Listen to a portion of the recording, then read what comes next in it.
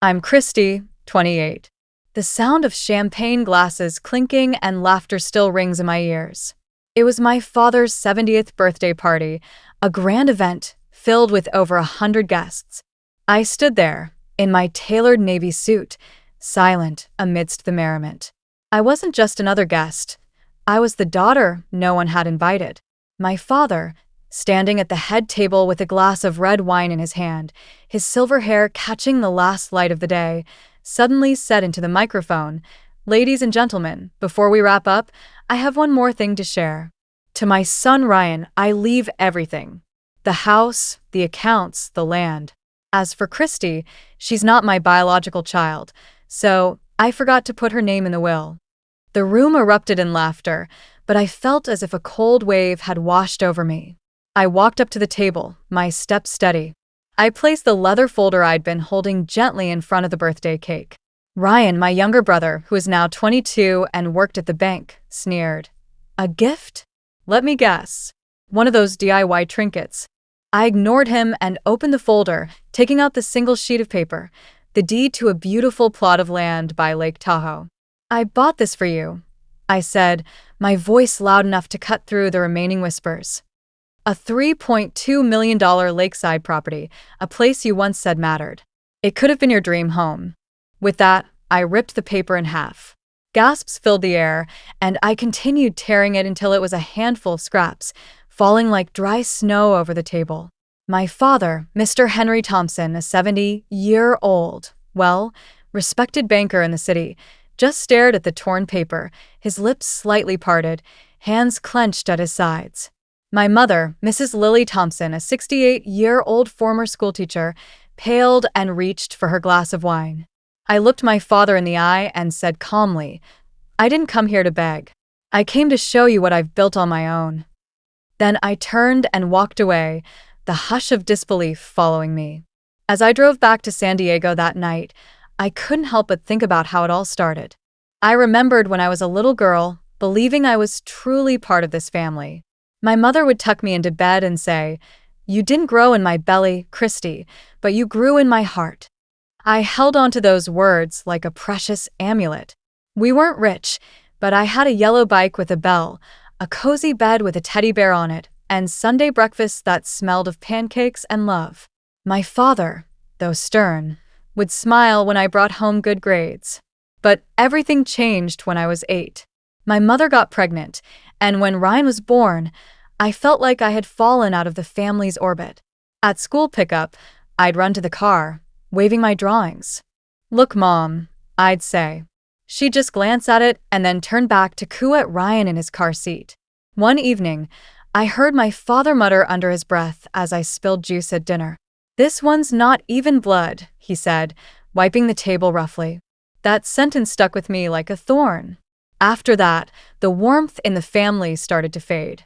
My awards were hidden away, while Ryan's little scribbles were put on the wall. I tried so hard to win back their love. I cooked, I cleaned, and I made birthday cards with glitter glue late at night. But it was like chasing a shadow. By the time I was 15, I realized that being adopted made me feel like an outsider in my own home. But I didn't give up. I studied hard, saved every penny I could.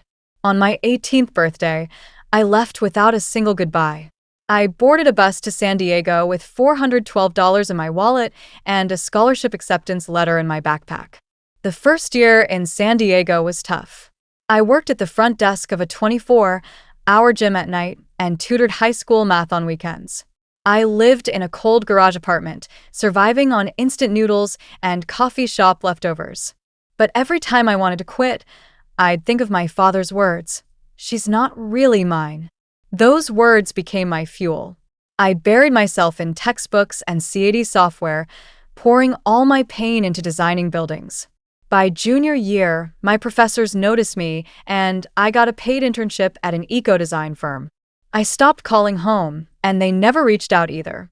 After graduation, I stayed in San Diego. The city became my home.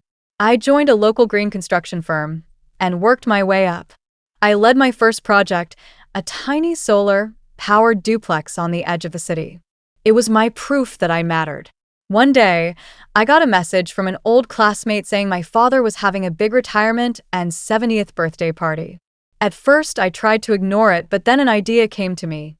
I remembered a conversation with my father when I was 10. He said that owning land was what made people respected. So, I found a beautiful plot of land by Lake Tahoe and bought it. I worked with my lawyer to transfer the property to my father's name, no strings attached. I planned to give it to him as a gift, a final act of closure. 3 days after the party, I got a call from an unknown number. I let it go to voicemail. Then I got a text from a woman named Stella, a 25-year-old junior partner at my father's bank. She said, "I was at your father's party. You should hear what happened after you left." I called her back and she told me that after I left, no one spoke for several minutes. Then, to my shock, she said, "Your father got on his knees and picked up the scraps of paper one by one." She also said that an old friend of my father's from the board told him, "You're a fool, Henry. That woman you humiliated built something you couldn't even dream of." A week later, I received a handwritten letter. "Christie, I don't know how to begin. I failed you. I failed to see what you were becoming. I'm sorry," it read. I held the letter for a long time, but didn't write back. Instead, I decided to build a community center by Lake Tahoe. It was a place for teenagers who'd aged out of foster care, single mothers, and young girls with nowhere else to go. A year later, the Haven opened.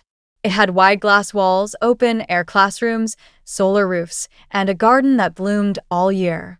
One afternoon, a 16-year-old girl named Mia came up to me and asked, "You really built this?" I nodded. She then asked, "Even without a family?" I smiled and said, "Especially without a family." She hugged me, and in that moment, I knew I had created something that truly mattered. I don't need my father's recognition or my mother's excuses anymore. The Haven is my legacy, a place where people feel they belong, just like I always wanted to feel in my own family. And though I may never forget the past, I'm looking forward to a future filled with the warmth of the community I've built.